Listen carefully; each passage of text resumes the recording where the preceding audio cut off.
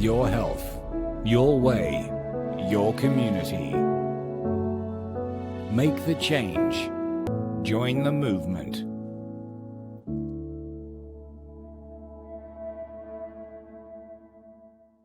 Okay, welcome to a special edition, and we're talking again with Valentina. Back again, we've had a couple of discussions so far. It's always enlightening and entertaining. So, we're going to talk about the potential of us as electrical beings, which I think is an awesome topic. We actually recently, for those that haven't seen it, we spoke to Clint Ober about grounding. We've done a few things along these lines, but tonight should be interesting. So, welcome back, Valentina, first of all. And do you want to just give us a little quick overview of why this topic tonight and what it's got to do with your current work? Mm-hmm. Sure. Well, first of all, thank you for having me over again. It's really good to see you. I am following your work. Uh, you're doing an awesome job uh, enlightening people and helping them to stick to the right direction, getting out of fear. And, throughout this period of time since pandemics, right? I've started going back to the fundamental studies, the academics that actually we've been starting with in the medical school when I was in the medical school, and I was mainly devoted to histology and biochemistry because I've been finding lots of answers there, especially considering the discovery that viruses have never been isolated, for example, and then the polymorphism theory and terrain, and the best um, explanation to all these theories and why do people get sick.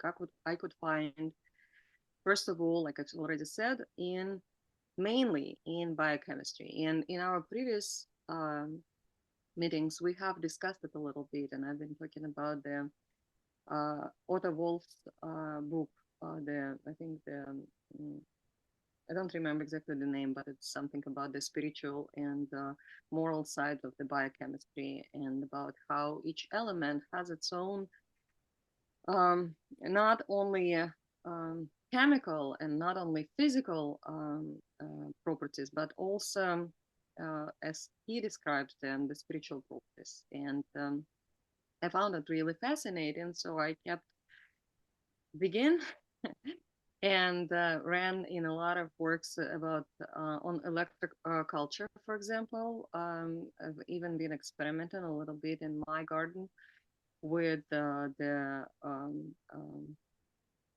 copper coil and some other things. And of course, I wanted to, I've got incredible results, and I wanted to see how it works with our body.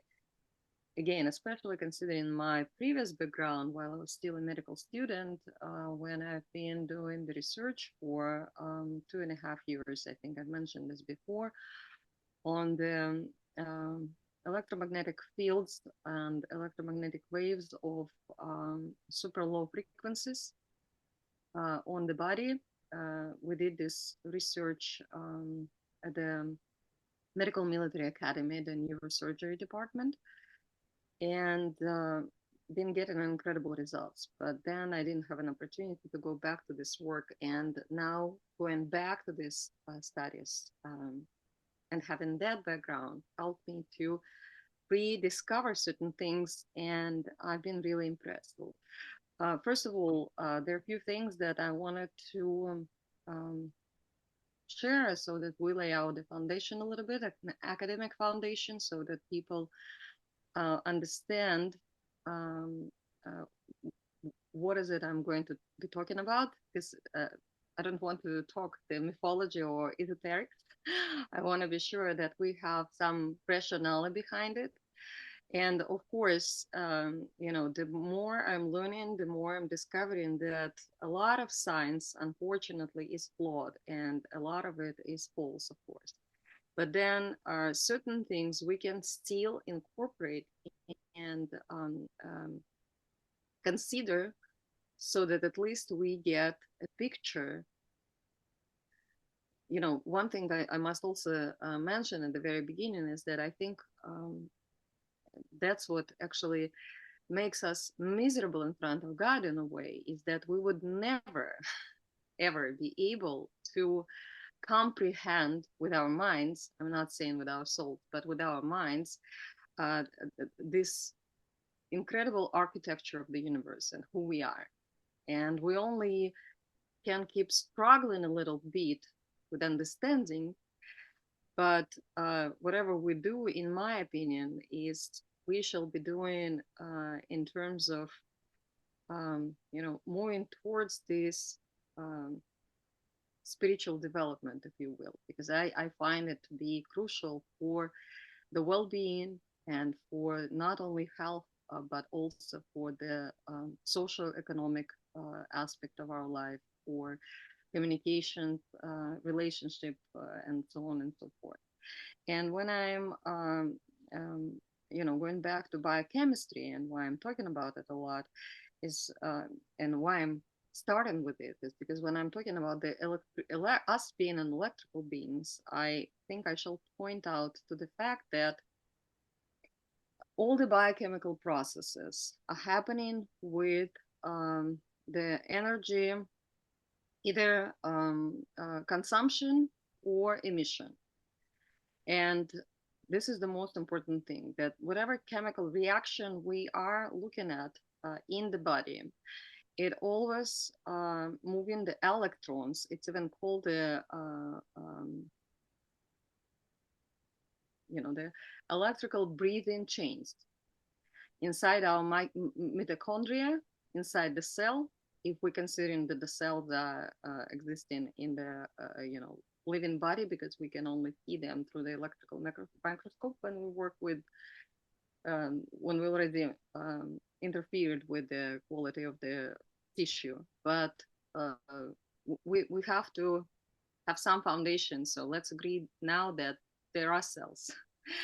And whatever processes are happening, they are happening so that the electrons can be moved, and then things transmutate. It can either be certain chemical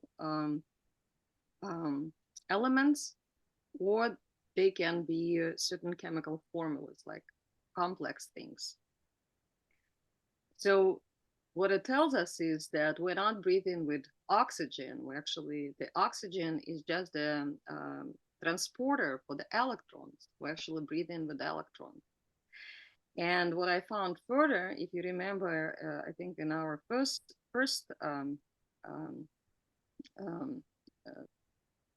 meeting, we've been discussing the hydrogen, another very important element in the biochemical reactions in our body, that Otto Wolff is describing as the enlightener.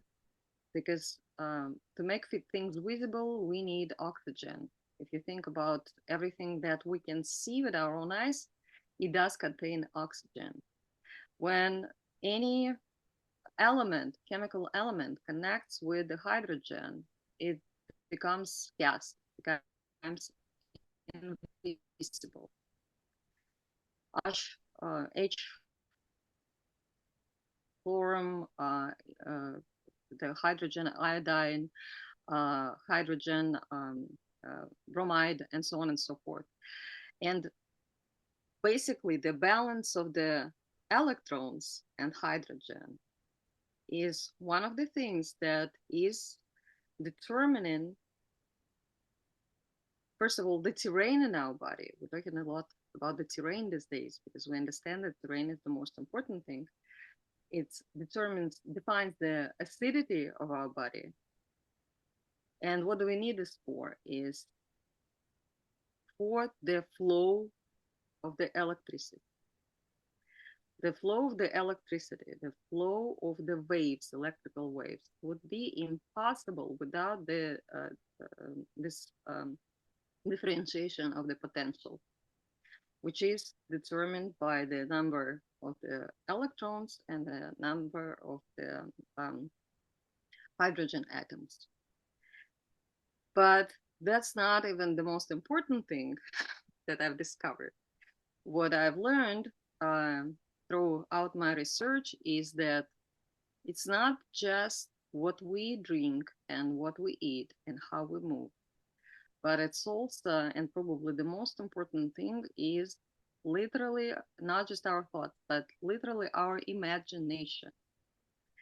And it's not just my research, but it's also my empirical experience, because I am consulting and I'm working a lot. I'm using the tapping techniques. I've been sharing this before. And we are working a lot with imagination. And imagination defines the flow of this electricity in our body, but it also defines this balance. So we literally can increase the acidity or decrease the acidity of the body merely through our own imagination. When we are imagining ourselves in a certain form, or when we are imagining ourselves somewhere, when we imagine in certain dialogue with the person, when we imagine in certain kind of relationship, we are redirecting this flow again through the biochemical processes that are then redefining our hormonal state, because all of our emotions are produced by certain hormones, and that's what our emotions are in the physical world. But then, how do we manage that? How do we direct that? Through our imagination. So we can redirect any thought, any intention, the way we like, if we understand how we can do that. And if we are in touch with our own body and we can literally learn to listen to the body, we can hear these flows, how they are moving. And because, I just been speaking about the elements, but then every element has its own vibration and we can measure that. So it's not, again, it's not an esoterical aspect. We can literally, even observe it physically. If you remember that there's this experiment when you take the metal sheet and you spread the sand over it, and then you either cause a vibration, you use the music, and you can see how the sand is taking different shape and form, the design on this metal sheet. And that's literally what happens in our body. It's not just the music that we're listening, it's not just the perfumes that we're using, it's not, again, just the meal that we are tasting. And, another thing that I wanted to pay attention to in this context, we are paying a lot of attention to the nutrients that we get into when we're eating something, but we're forgetting about the taste. I've also started to get familiar with Ayurveda a little bit. I wouldn't say I'm 100% on the same page with them, but I find it very helpful and really fascinating in terms of how much they're working with the taste and smells, because these are these are our antennas, basically. These are our receptors, and this is how we receive the information. This is how we work with it. And from this point of view, if you think about it, everything, absolutely everything, is information. And it's not just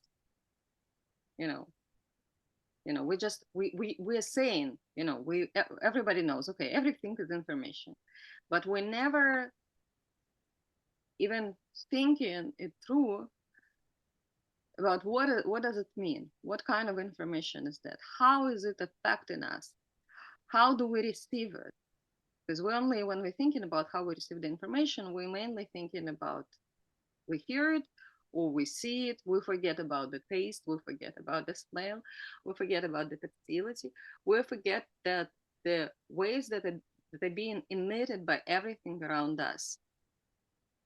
be it some color, yeah, color red, for example, or be it certain shape, or be it another person who is approaching us, but they're not even saying anything, but they have internal intentions or emotions towards us. They are emitting the information, and maybe not even necessarily towards us. They're irritated by something, but they're next to us. We are receiving this information, and we are being affected by it. And so when I've discovered that I think we all know that I'm saying pretty banal things, but at the same time, if you think about um, um, if you understand the science behind it, and when I say science, I'm not talking about the laboratory science. To me, the science is, first of all, the observation, the discovery that we make through the careful and respectful observation of the processes inside and around us. And when you look from this perspective, you start realizing that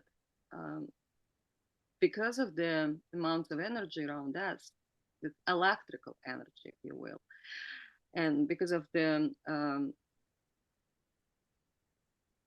this incredible pressure, if you will, from everywhere, especially the one that we receive informationally from the government structures, from the medical entities, from the media, that they're trying to, because they understand.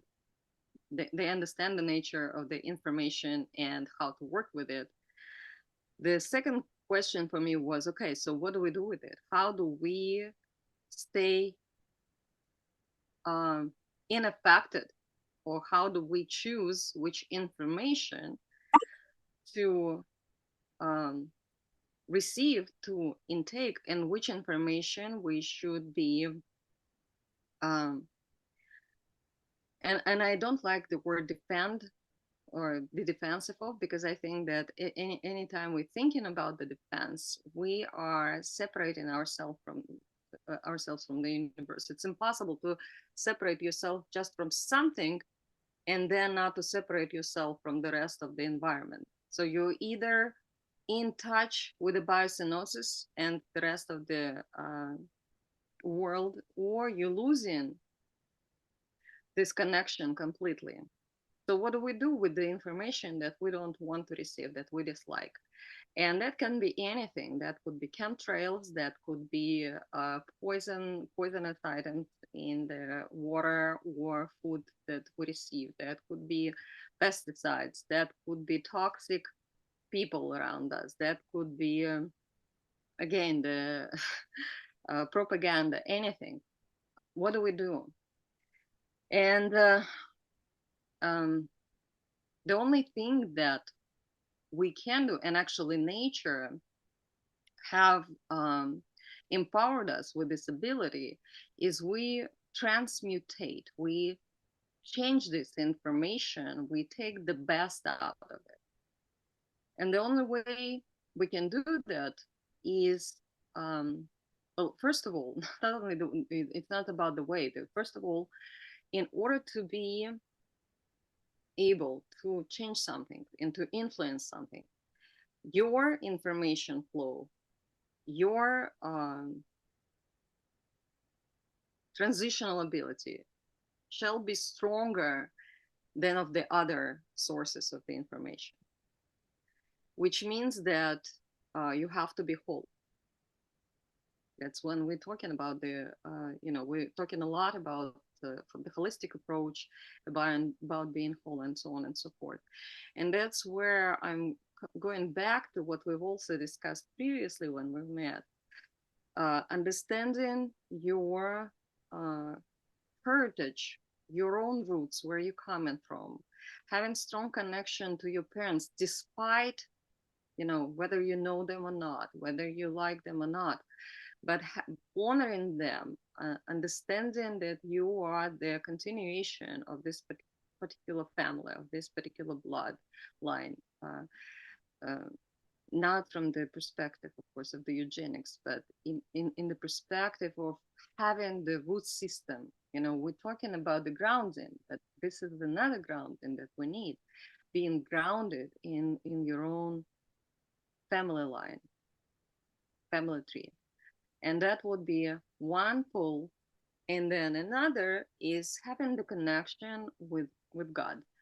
And for some people, you know, not everybody is.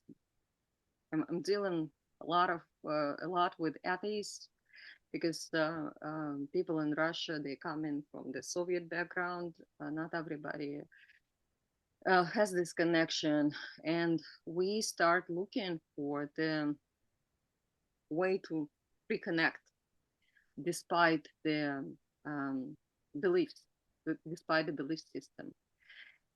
Because I can tell you that before we find this connection, it's almost impossible to assure this steady, healthy flow of energy, of electrical charge inside yourself that assures that's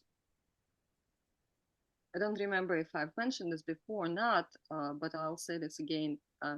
There are two types of communication. One is horizontal, and that's where we get conflicts. And another one is vertical. And that's where we become basically invincible. We are this solid whole structure that is impossible to defeat, basically, to do something about. Because when you have this very strong connection between your roots and your connection to, you know, if you don't believe in God, for example, but you believe in high morals, you're a highly moral person in a good way, you're conscious. I don't like the word moral. Unfortunately, I didn't find in English. It's probably more conscious, right? This consciousness. Even if you don't realize that you believe, you already believe. And when you have this very strong connection between those two sides of your trunk, of your tree, you are basically assuring this electrical flow in your body. And that's when you are able to stay physically healthy, physically fit, emotionally fit, socially fit. And that's when you cannot be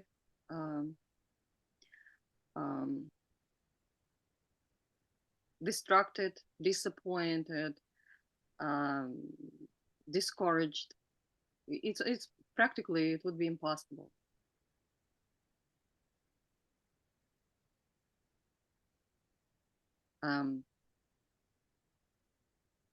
Maybe you have questions and clarification. Well, I think a lot of people are very fascinated with the imagination aspect, because I definitely definitely concur with that.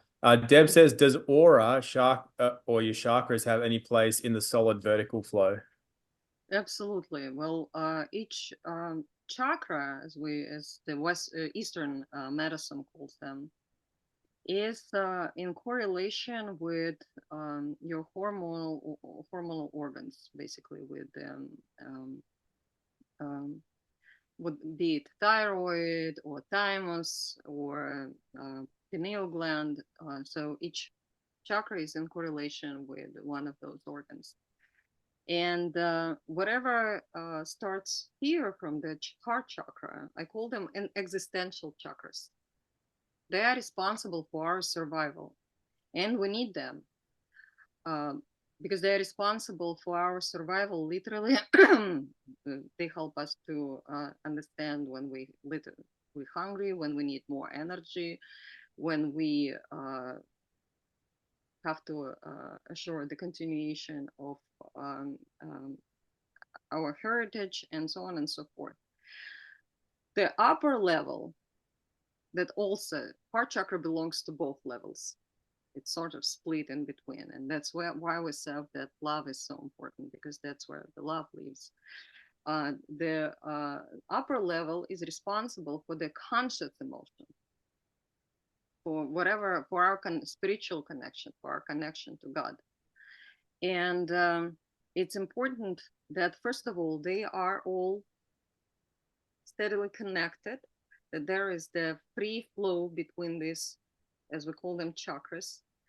And the reason, the chakras are basically energy centers.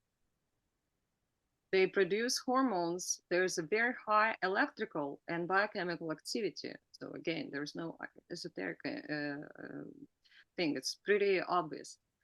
And this flow goes from the lower chakra all the way up through the spinal cord, and then there's the flow that goes back again in the front channel right before our spine, going down, and it goes in circles. The flow that goes from the bottom up is known as the Kundalini energy. But it has to be balanced by this reversed flow. And the same thing, the upper level and the lower level, they have to be balanced out. And that's why sex without love is not really healthy. And that's why they're, you when you're hungry, you have to be aware of how much you eat and what you eat, to be conscious of the nature and only get as much as you really, your body really needs for the energy, and so on and so forth. And aura is, of course, we were just talking that we have tons of trillions, I don't know, maybe even more. We would never discover that. Biochemical processes happen in our body at the same time.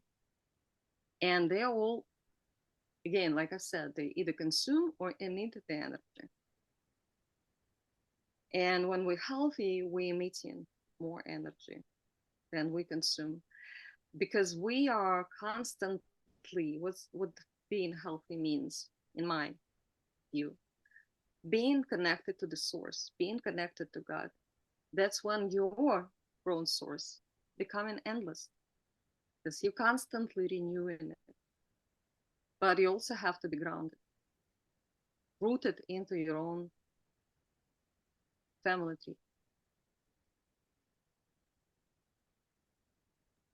Cool. I And think that's a good. the aura defines how well we are communicating with the world. The bigger the aura, the more vibrant it is, the healthier we are, the better we connected to the universe. And so, Nikki just said that's a great explanation. And I'm pretty sure last time we went through methods that you like to share to be able to, make expand the aura that you have to make your electrical energy stronger and what have you. I want to go there in a second, but Dan said, what do you think about raising your measured pH by way of breathing in HHO, which I think he means Brown's gas or something to that effect? Can you repeat that? What you do with your pH? Well, he says breathing in HHO, but that just essentially means H2O, which would be water, which makes no sense. But I think he means Brown's gas. Have you seen Brown's gas machines? It gives you I know what Brown's gas, yeah. hydrogen gas, basically, yeah. I'm not. That's another thing I wanted to mention. I'm not a big fan of anything that's not out of nature, I'll be honest. Because whenever we anything that would be again, that's also the information. Oftentimes, this is not the balanced by nature information. We know very little about our own bodies, and we are interfering with processes. We can only affect 1 to 10 things at a time that we understand, but the rest we don't.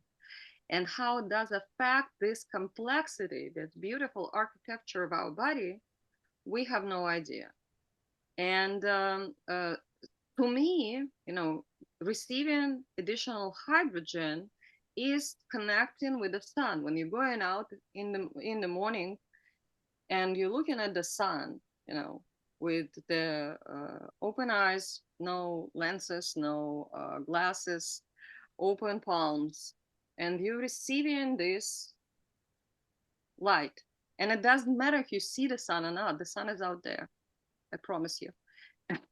It's still out there. Use your imagination. You will receive the necessary amount of hydrogen that your body needs and it is able to take right out from nature. And if you're somewhere where you cannot go out and get out to the sun, use your imagination, even from the, from the room, from the place, where you're at right now. If you're not feeling well, use your imagination, connect to the sun. Sun, as they say, is the sort of an image of God. And that's how we connect to it.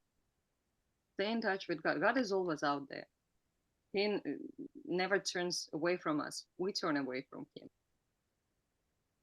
Valentina, when you talk about imagination, how important is dreaming and having good dreams, potentially setting yourself up before you go to bed to have good dreams, important to that imagination and what that can do for healing and environment? When I talk about imagination, I definitely thank you. That's a good question.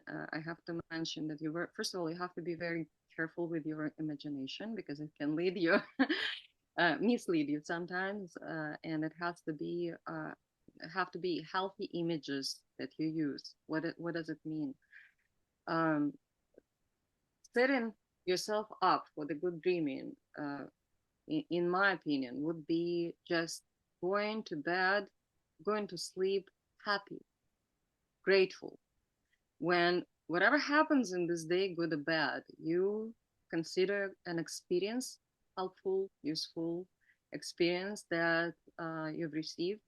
You always can find the things to be grateful for, roof over your head, that you're not going to bed hungry, or you're sleeping on the clean sheets, and so on and so forth. That could be pretty much anything. Even if you're sleeping on the ground, you can still be grateful.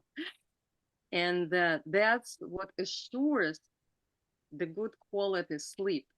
What kind of dreams you'll get. I've been practicing some time with lucid dreams, and sometimes I do even receive, get dreams that then come true. I will share this with you. But even sometimes, even with dates and names and certain events. But that's not something that I order. And when I've been experiencing with that when I was younger and not that knowledgeable probably, I can tell you that in my opinion, that's quite a dangerous thing when you're ordering yourself something. I don't think you shall, because we don't know what kind of there are other people who also have certain intentions and desires, and how we interfere with each other, and how do we know that whatever we see is from the source and not from this parallel horizontal levels that can be what some people would call them demonic, but they're demonic because they're disconnected from the source. And then they can be false, they can be misleading, and they can be quite unhealthy for your psyche and for your body as well. So we had a guest on called Dottie Jensen, and she spoke about every time she goes to bed, she asks Father or God to come into her dreams, to be with her in her dreams. And I did this, it was about a week ago we had her on. And I did this, and usually I don't have such vivid dreams. The memories, come out, and but every night I did that, I had these incredible strong dreams, and it was almost as though I was working on all these other projects in my dreams. And I came out with clarity on things and everything. I just thought it was interesting because you're talking about God, you're talking about that, but then that was our experience my experience from last week. Well, I find it fascinating. I think it's cool. But again, just as long as you really reaching out to God. And that's another thing, is that we also have to be sure that it's God that we're reaching to. And that's where, again, that's where imagination helps us in terms of the strength. Reach out to God. We have to have a pretty strong and solid and straight vertical intention. And that's when we're talking about this connection of chakras. So we have to have this very steady, healthy flow, and not to be stuck somewhere here or somewhere there. And then from the willpower center, the solar plexus center, get an intention that will lead us to another. I mean, we can still get a vivid dream, and we can still get the information, because it's dreams are also information, right? It's the image of a certain response that our information that we've sent out from the certain center have received and got back to us. It's literally, it's like bouncing back. But if it was sent from somewhere here, the quality of this information that we would receive would be quite different from when we're reaching out vertically. You see what I'm saying? Very good. So we've got Nikki, so the parallels. So interesting that there are parallels with this before noon's biblical connection on Empower. We just had a session this morning about talking about some other things as well. So people are just commenting on that. So what are some of these exercises that you spoke about last time? I missed that episode, and I think Tom wanted to recap it as well. So what were some of the suggestions and exercises that you had? That's a very good question. It's been quite some time ago. I didn't revisit that, and because I have my own channel and I do provide lots of webinars and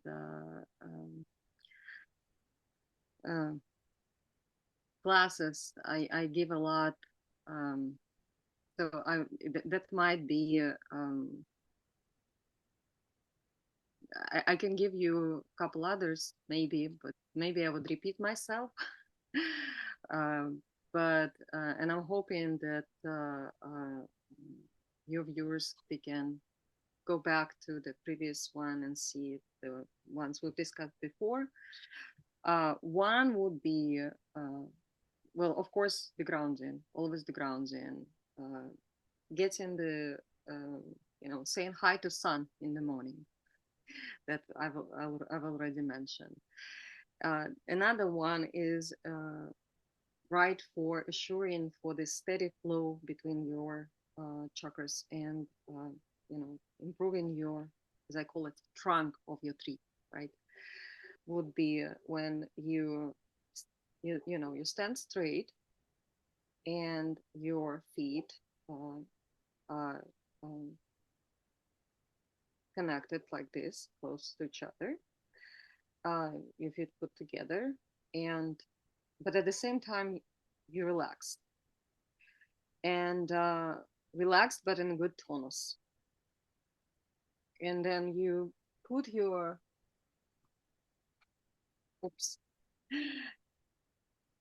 your head goes back like that, but without tension, easily. And then you feel like the flow goes all the way straight, and you look in between, you try to look in between your eyes to your third eye, as we call it. And you stay like this for a minute and a half, focusing your view on this area. What it does improve this steady flow. It does connect your chakras. It helps you to relax all your muscles. It helps you to assure this connection with God, with Creator. It helps you to improve the lymphatic and blood circulation. And that is something that reminds you of it's very unifying with nature, but at the same time, it increases your inner strength when you are not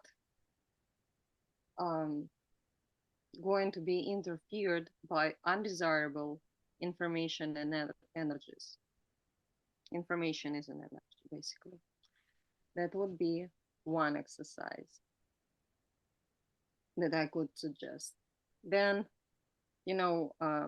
people are discussing a lot the symbolism that many of the um, government leaders and, as we call them, globalists are using, but these are actually mudras.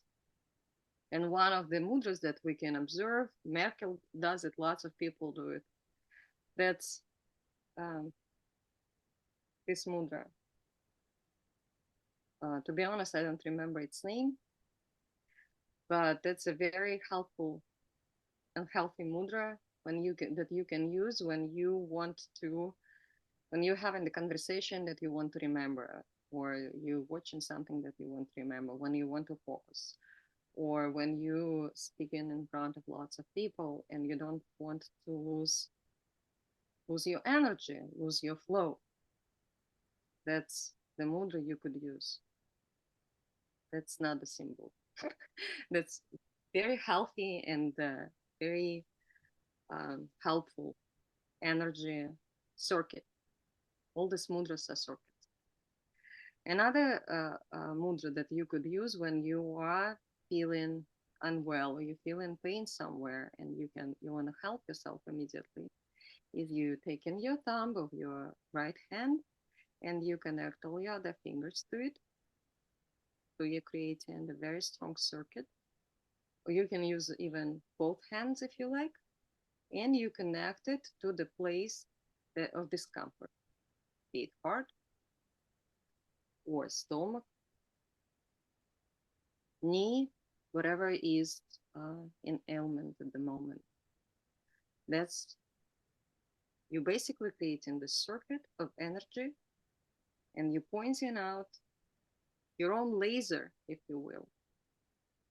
You're healing it with your own energy, but don't forget to be connected to the source always. Whatever you do, whatever technique you're using, remember to stay connected to the source and be rooted. Then you will not lose your own energy. I'm always giving this example of the Reiki practices. When the author and the founder of the Reiki, and she spent some time in Tibet and India, I think, and she learned something quite superficially about how these energies work. The key factor she forgot about staying connected to the source. And she herself, she did help a lot of people, because we literally help people with our own energy.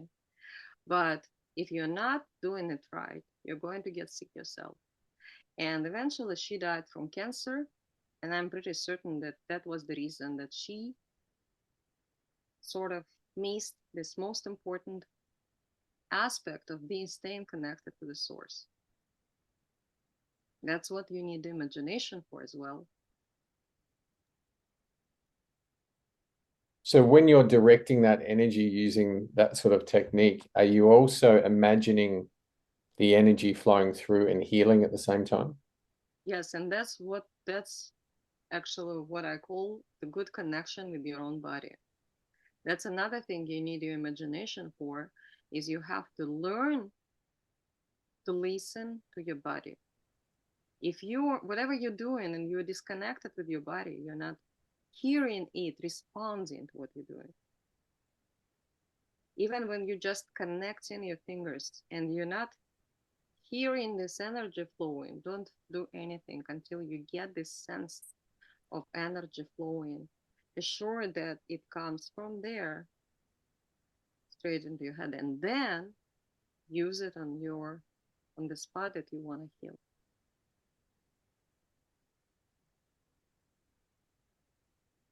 Awesome. We're going to go to some questions soon if other people have some questions. Was there anything else about the electrical, us as an electrical being and our potential that you haven't covered in your sort of presentation so far before we go to some questions?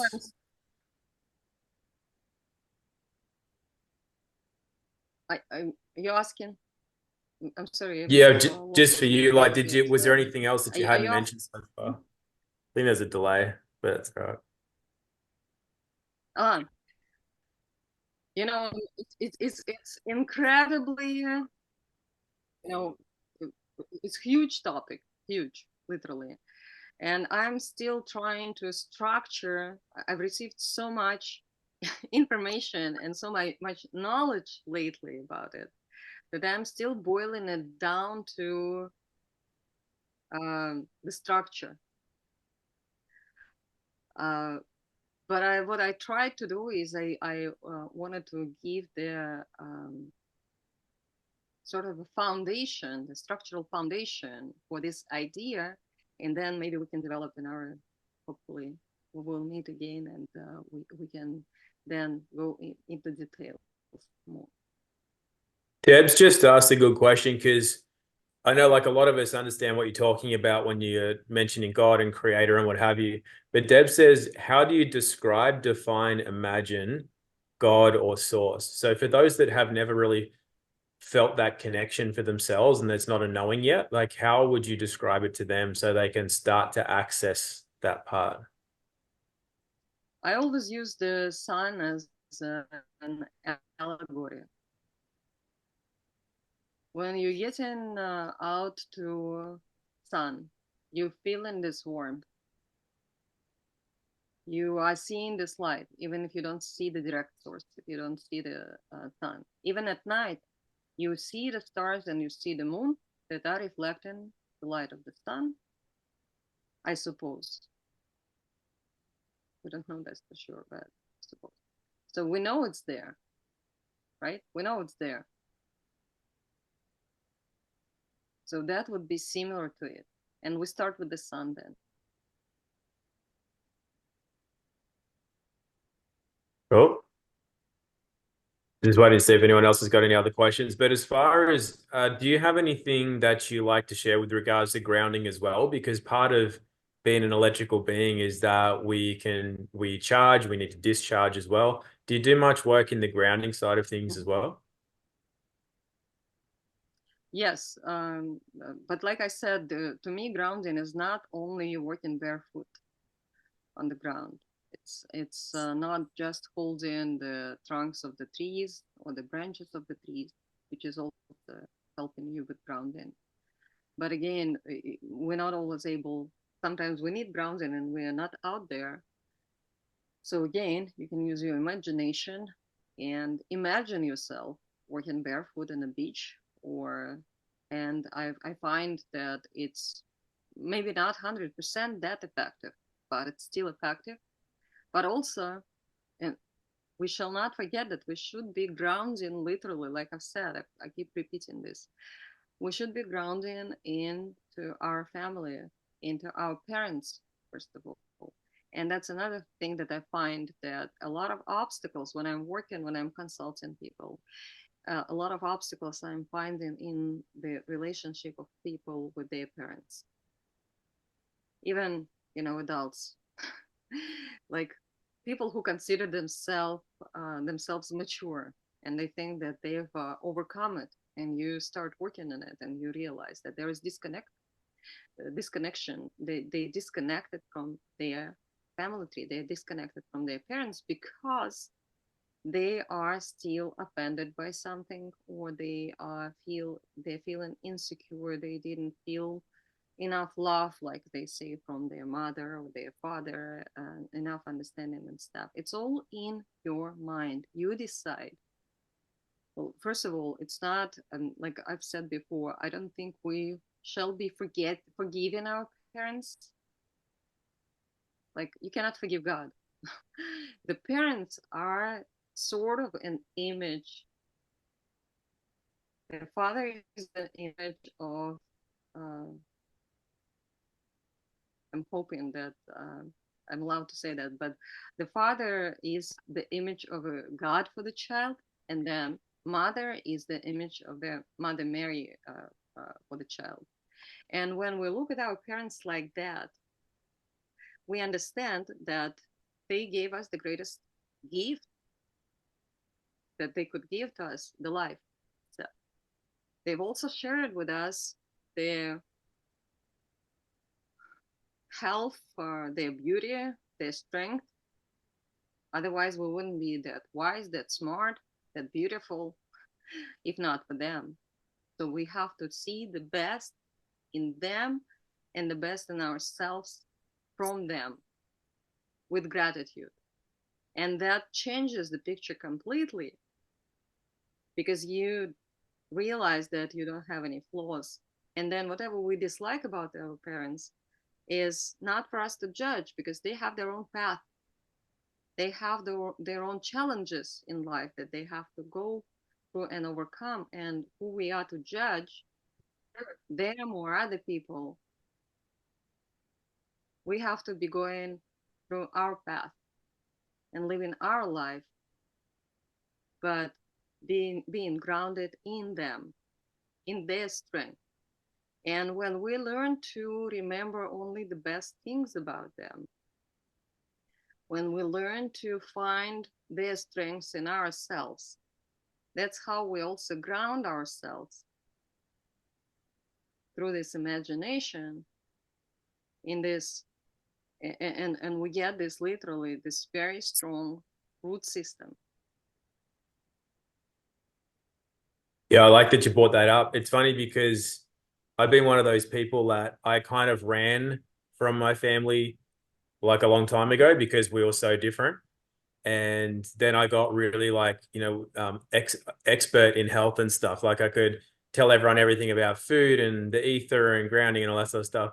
But it's only been recently that I have been grounding back more into exactly what you're describing, that I'm finding more vitality in life. And it's interesting because I turned 44 this year and my parents have their 44th anniversary, which me and Summer are going up to on Sunday. And it's going to be one of the first times that I will publicly is the wrong word, but like in front of the family, thank them for, the gifts that they don't even know, that because they think they did a bad job of parenting, all that sort of stuff. And it's interesting because some of my partner, she knows her European heritage.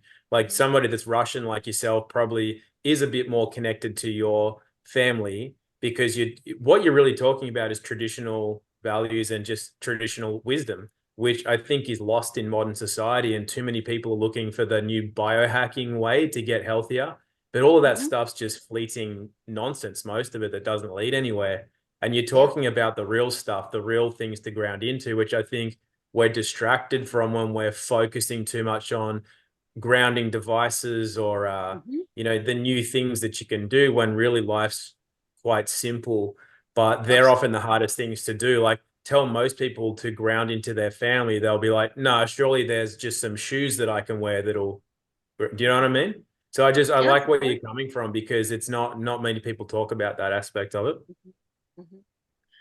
And since you mentioned this, I think you're absolutely right that we are basically trained to look for the solutions in a technical or chemical world, in some sort of technology, but we forget that we've got everything we need in ourselves, in the surrounding natural world, and it's absolutely free. And it's not just the figure of speech, it's literally, we just have to reach out. And another thing that I forgot to mention, I think is quite important, when we are taking anything, be it things like brown gas or so-called vitamins, or even worse, chemicals, things like that, we are interfering with the information, because we are getting the synthetic information that is sort of attacking our natural information with our own permission, because we're taking it willingly. We allow this information to interfere with our own natural information, but we have no idea how exactly it will interfere. All these things that they are fear mongering with today, like mRNA technology and stuff like that. In my opinion, it's voodoo. It has no grounds, no scientific basis. Because I've been studying lots of research studies and lots of claims that they make, scientific articles. They have nothing. Everything is in silica, basically computer model. But what they're doing is they're using certain chemical, toxic chemicals, which is also the information, synthetic information, which is able to, again, interfere with the key points in our own energy flow. And then what happens to our body, we just don't know. But I think that when we do that, it's not just about health. It's also about our imagination. It's also about our ability to stay connected to the source, to stay grounded to our family. Because we disrupt this vertical electrical charge. Well said. I think that's really poignant. So just a couple of quick things. My computer keeps wigging out really badly and I can't update the chat. And also my battery is going to die relatively soon. So if I drop out for whatever reason, I didn't get bored and just leave you. But Dave, can you see, I can't get back down to the bottom of the chat. I can't see if there's any new questions. It's just not letting me click on the... We've got Dan, I've recently discovered by way of EMF detection, the coil sprung mattresses acted as an antenna. If had a measure value of 10 times the RF SAR value, do you think this is why when using earthing sheets causes terrible dreams / sleep?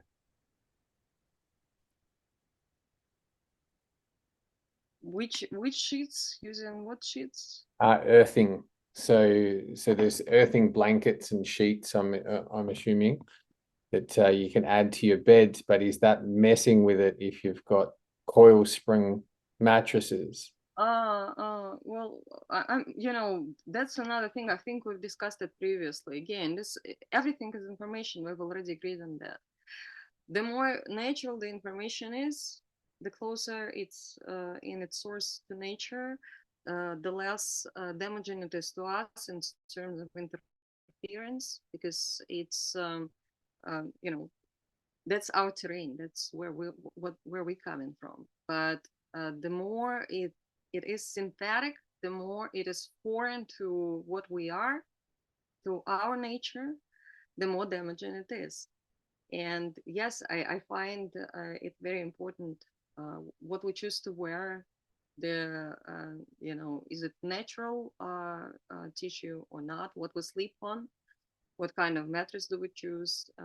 What kind of sheets do we choose? But I also think that, if you cannot change the mattress and it's not the kind of the mattress that you'd like to have, but you cannot change it for financial, for example, economic reasons, you can use the linen sheet, for example, that will definitely, because that's the closest interference with your body. That's the closest level to your body.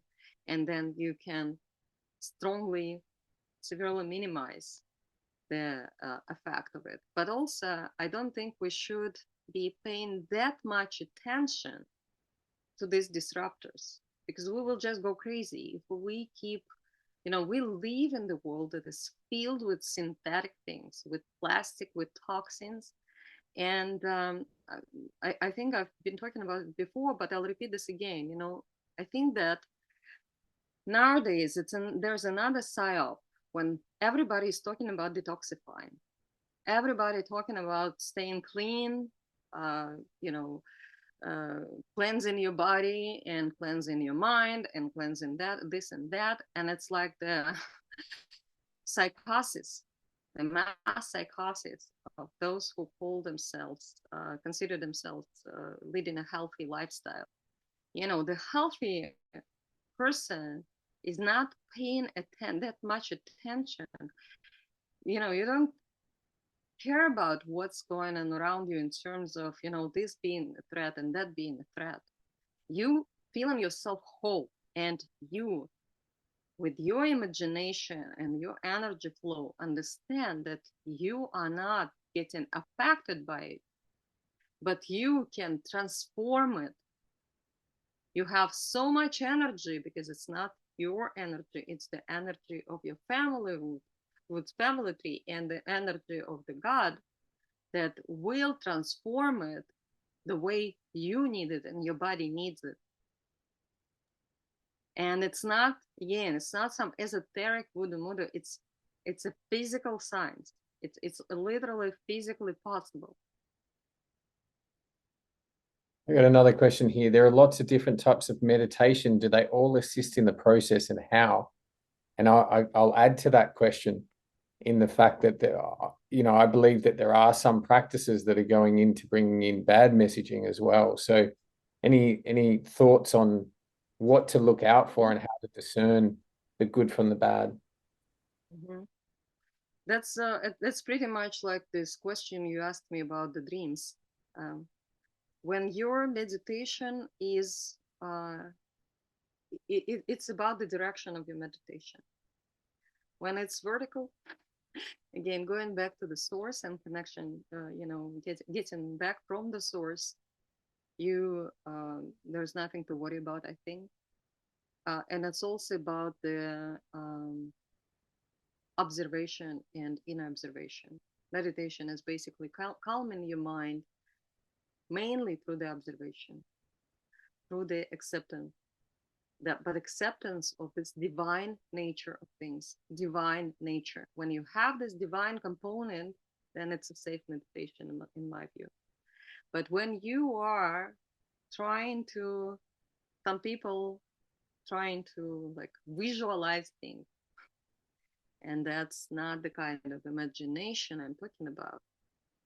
The imagination that I'm suggesting to use is always coming from the source. But when you are from your ego creating something, some image of the desirable things, or you can even imagine yourself healthy, right? What can go wrong possibly? But the thing is that you don't know if it's coming from the horizontal, as I call them, levels, right? You don't know the how it will be solved and from which sources it will come, because these are different frequencies. They are earthy frequencies. They can be grabbing energy from other people with their flaws and their everything is interwoven in the universe, strongly interwoven. And if we are starting to grab, even unknowingly, from this material world, we will get everything, not just good, but also bad in terms of the other people's problems, the disease, because that, again, that's the information. Energy is information, but information is energy. So in my view, you have to be very careful about the meditation. So, and I think that the prayer is basically the meditation. And that's why, in my view, again, that's just my opinion, it doesn't mean that I'm right. But in my view, prayers are safer because they are always directing you in this vertical flow. That probably flows on to the next question. Someone has said, has any particular religion have a helpful concept of God/source? So when you get into that religion side of things, obviously there's all different religions, but when you're talking about that source, do you believe that there's any good source of information from any of the religions? Because we talk a lot about the difference between religion and spirituality, is that often it's religion's man-made, where spirituality is connecting direct. So any thoughts on that? I'm definitely not an expert in different religions. I myself am Orthodox Christian. And what I like about it is that it doesn't have that much of analysis, like, for example, Baptism does, that Protestantism does. Whenever you go into analysis, you are breaking the whole into details. As we know, the devil is in details. And but I'm not saying that Orthodox Christian is the right religion. I'm just saying that whatever religion is good for you, where you feel good, which doesn't require you to analyze too much. You know, I'm not a big fan of the Bible study, for example. There are certain verses that I like and that I'm referring to, but and I find them all helpful. But I don't. I think that when you starting to study something in depth, in detail, you are basically, it's like inviting. You turning it into scholastic thing. And it's not the you're losing this connection. You're losing this divinity of something. So no, I don't think that there is good religion or bad. I'm thinking it's more about the approach. But also there is this, I don't know what it's called in English. If you'll give me 1 second, I will check, which I find I know it's translated and all the words.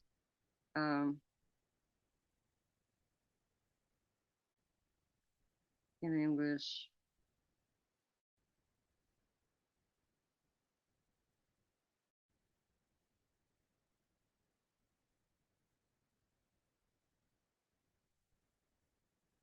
Thank you for your patience.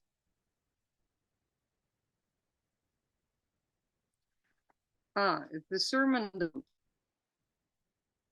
which I like a lot. I think that it doesn't matter which religion you belong to, but that's to me, it's probably the most divine text of all. That's where the Christ is inviting you to be like children, and that's the way I understand it. Is that, and he literally talks about the joy of life, right? And we were talking about that joy is above love. So reminding yourself of, for me, being connected to the source is also being joyful person, leading joyful life, reminding yourself of, experiencing the joy in everything, no matter what happens around you. And also not judging. That's another thing that it talks about. And also being like children don't judge. And I think we should be observing children more, because we can learn a lot from them in that regard. Being sincere in their expressions, using their imagination. Little children are rarely afraid of anything if they are raised in good, strong family. They don't have this fear. Fear is the lack of information. Fear is the lack of joy. And so to me, this sermon is more important than pretty much any text of any religion, but it's just me. Not being an expert in religions, of course. Yeah, I think Valentina, I was just wondering what the Russian word for imagination is, because when I do my talks, I'll often put on my slides the English word imagination. I break it down into 4 main parts: the I meaning the eye, magi meaning the magic, nat is the prefix for natur or nature in Latin, and then ion is the last suffix, which is your electrical potential. So the word in English, imagination, can actually be broken down to the magic that I am, that is the nature of my electrical potential. Does it translate to anything similar in Russian? Is there any like word play like that? It's obras. It's first of all way shorter, and it has it's interesting, but it has a little bit different fulfillment, if you will. It's more of this whole um, whole image, basically. Um,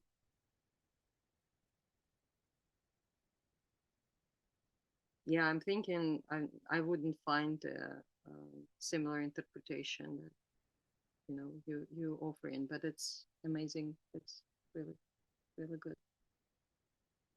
We've got another question in the chat. It says, what are your thoughts on sol or Celtic salt in water? Mm-hmm.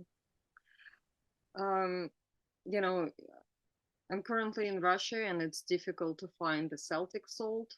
I'm using the Himalayan pink salt.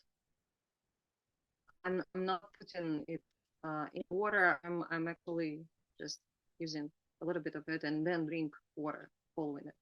The reason I'm doing it this way and not putting it in water is because, again, because of the taste buds, because of the taste receptors.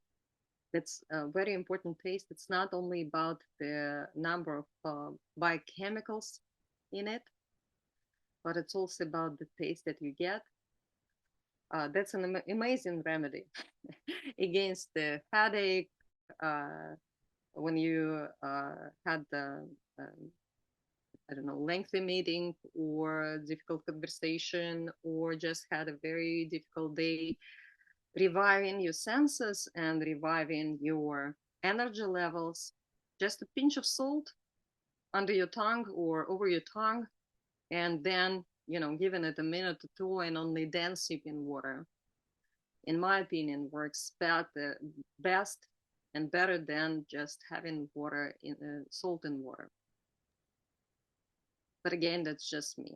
But then salt is definitely structuring the water. So it really depends on what kind of effect are you trying to get and what are you using this for. Because having salt and then water would be completely different remedy than having salt and water. All right, we're coming up to, we've got a few minutes left, so I want to make sure you've got enough time to wrap up or let us know anything else you want to talk on that topic. And then I think you've also got some news. Did you have a book as well that you've recently done? Not recently. It's probably a couple of years now, year and a half. Yeah, that's been quite some time ago. Okay, so do you want to, is there anything else that you want to say? And then just let us know where we can find more information about your book and your website. Mhm. And you said that you do regular Yeah, podcasts. for now, the book unfortunately is only available in Russia, and all rights belong to the publishing house. So I so unfortunately I cannot influence how they're going to. They've been thinking about the translation and selling it, but because of the sanctions and stuff, they're not seeing their opportunities to sell it further, and that's why they put it on hold for now. My books, though, I would like to share. It's not a big book. It's actually probably the compilation of the latest events, observations that have been happening in our social and political environment in the last few decades. Um, revealing the experiments that have been made by so-called science, and how they've been affecting our lives and shaping this reality that we live in now. But the way I've started it, it has the devotion to my daughters at the beginning, where I tell them that don't fear anything, only except for fear itself, because the scariest thing really is the fear, the lack of information, basically. And that's what we've been talking about today. Us being an electrical beings, the life, then, if we're looking from this perspective at what the life is and who we are, It's the flow of the information. It's the movement of the information. And the kind of information we choose will define whether it's going to be a good or bad life, good or bad health, and so on and so forth. So we literally creating this life in the flow. And the fear is the lack of information, as we already discovered today. And so why would you fear anything if you can, why would you create this emptiness around you? Why would you create this disruption to scare yourself even more if you understand how to deal with this information inside you and around you? I've got one follow-up question, which might lead us off onto a tangent, so I'll try not to do that. But the fear of death is massive for people. They avoid doing a lot of things because they fear what may happen and the consequences. And obviously, the news and everything is pushing that fear. But being an electrical being, obviously, you're also talking about that information continuing.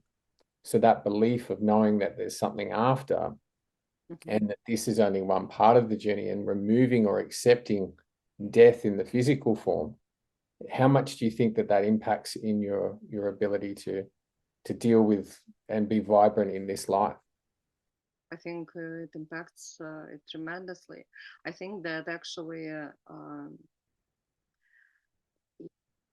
it's also it's about the purpose of life. Actually, it's not just that we the electrical beings, but what do we need